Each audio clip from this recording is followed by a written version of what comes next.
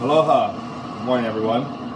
Well, now that we're in the times of home cooking, I want to go ahead and present to you a somewhat local inspired dish. We're going to do my play on garlic fried chicken. So here's what we're going to be doing. We're going to be taking chicken thighs. These are about 2 whole chicken thighs, deboned, skin on, left on, salt and peppered, and then marinated with a touch of garlic and oil, and let it marinate overnight. And then cubed it up, and we're going to go ahead and make a breading process. So the flouring process is you want to go ahead and coat it right before you go and make it. And the secret to not getting yourself dirty is taking this Ziploc bag. So what we're going to be doing is we're going to go ahead and make the breading, the flour mixture. So I got 1 part of each, equal parts. We got flour, cornstarch, and potato starch. So we're going to throw all that in the bag. Very simple, very easy. Now, if you don't have some of these ingredients, you can just substitute with flour and the cornstarch, or just all flour. However, this is going to keep it very nice and light, and you're going to really enjoy this recipe for sure. So I'm going to put just a touch of salt and pepper I have here. This is about 1 tablespoon of salt and about half a tablespoon of fresh cracked pepper. I'm going to shake that all up. And the easiest part about this is chicken's already lightly seasoned, and we're going to go ahead and just throw it in here. So this is chicken I have from State Poultry, and it's 50 State Poultry, and we actually use them at the hotel, but you can also use Little Vico Farms, which is over in the west side, or the Big Island actually. But if you don't have local chicken, you can just take whatever chicken you have. That's simple, but because it's local style, the rest of the ingredients are kind of all ingredients that we have here in Hawaii that I want to showcase. So we'll just go ahead and shake it up. And then to not get yourself dirty, the secret is get a small little strainer. And what we're going to do is we're going to go ahead and just take it out. I'm going to save some of the excess. And all we do is place the chicken right in this little mesh strainer I have, or a little colander. And the best part about this is it's going to keep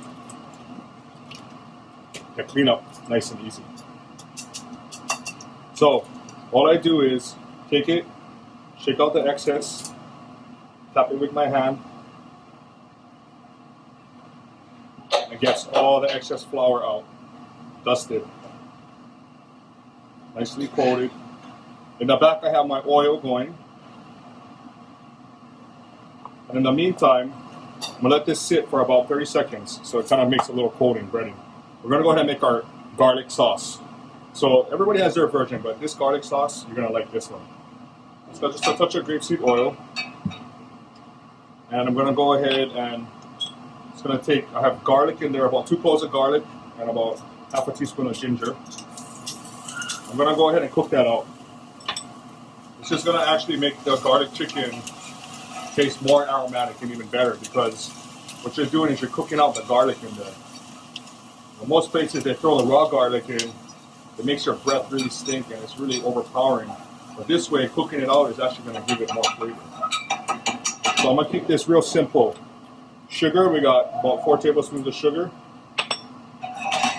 Cook that out. You want to kind of get the caramelization out, going out there. So you got your ginger, a little oil, the garlic in there. I'm then going to add about 2 tablespoons of gochujang sauce. So a little bit Korean inspired, but really going to keep it really local style with the garlic flavor. Okay, gochujang sauce. Next, we're going to go ahead, we're going to add in, we have a little bit of sweet Thai chili sauce. Everybody knows that, real simple. You must have all that in your pantry. We're going to go and add 4 tablespoons of sweet Thai chili sauce. Again, sauce is very simple. Really easy to go ahead and make.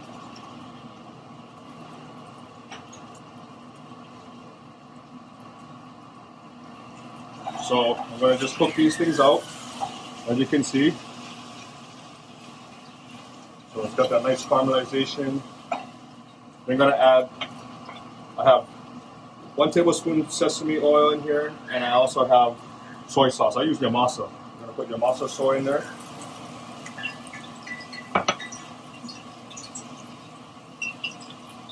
And then we're going to add in water, about 4 tablespoons of water, to help to dilute it.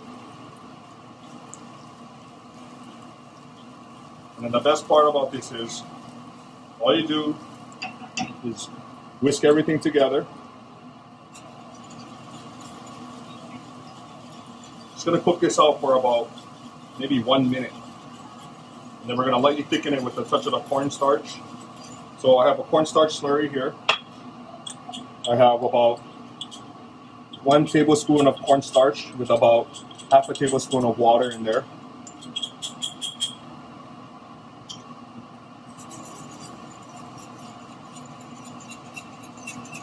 This will help to slightly thicken and give our body to our sauce.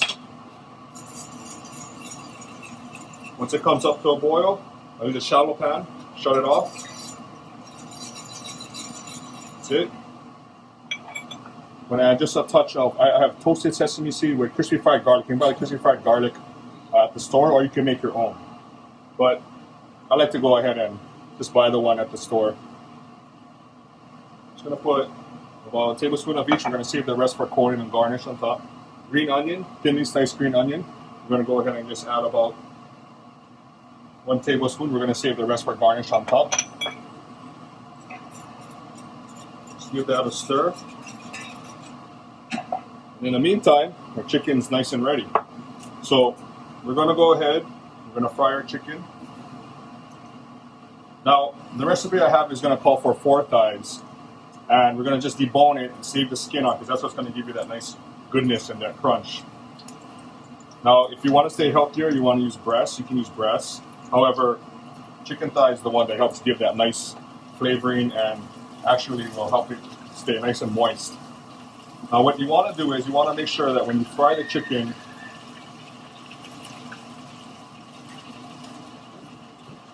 you want to put too much in the pot, because what's going to happen is you're going to basically cool down your oil, and you don't want to do that. So the best thing to do is to basically put in just the right amount and let it go. So as you can see, our chicken is nicely fried, crisping up. I'm going to go ahead and just clear this area over here.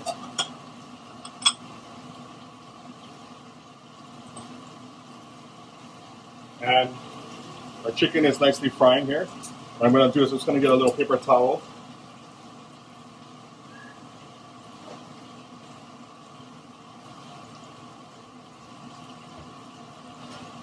And place that right here for our drying off for our chicken.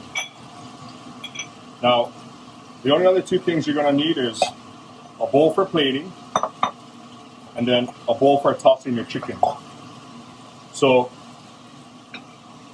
as you can see, we're going to go ahead and just taste that sauce.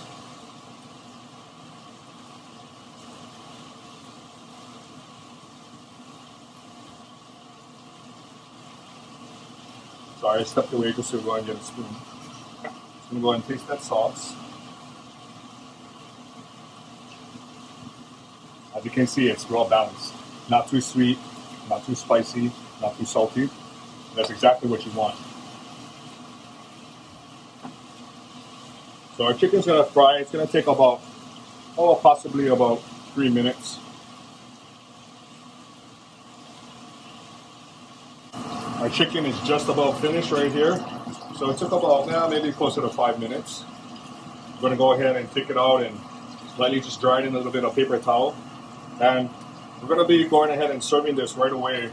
But I'm also going to put on the recipe, I have a little bit of lomi tomato and warabi from Whole Farms tomatoes. We have a little bit of Eversweet onion from Aloon Farms, and then we have some warabi. This is from the Big Island. I get that from Wailea Ag on the Big Island. And it's just a little bit of touch of a little fern shoot salad on top that most locals know and enjoy. Just gonna give a little bit of balance and texture into the chicken. All right. So as you can see, chicken looks pretty good, nice and crispy, light, airy. I have the sauce finished up in here, just about maybe 5 to 6 tablespoons. Then go ahead and just add all that chicken in here. And if you don't want the sauce on, you can go lighter and just drizzle it on. But the one good thing about garlic chicken is having all that sauce. So I'm gonna just go ahead and give it a light toss. And as you can see, the sauce is nice and thick, but not too thick where it's overpowering. But the good thing about this is that it will actually keep it so that your chicken doesn't get soggy. That's the one thing that you don't want, is you want to prevent your chicken from getting soggy. So chicken is lightly coated. We're going to go ahead, we're going to add some of that green onion in there, some of that crispy fried garlic and sesame seed. It makes it all so delicious. And then we're just going to go ahead and start plating it up, as you can see.